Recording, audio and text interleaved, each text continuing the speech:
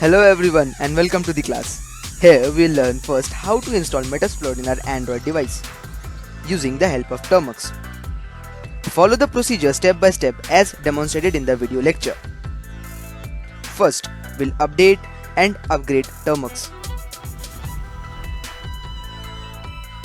Please follow the procedure step by step as demonstrated in the video lecture.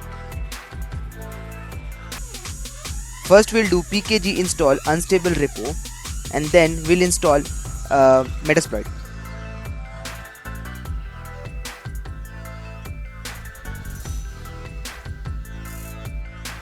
Press Y. Now Metasploit it will take around 357 MB. So yeah, it will take some time depending on your internet speed.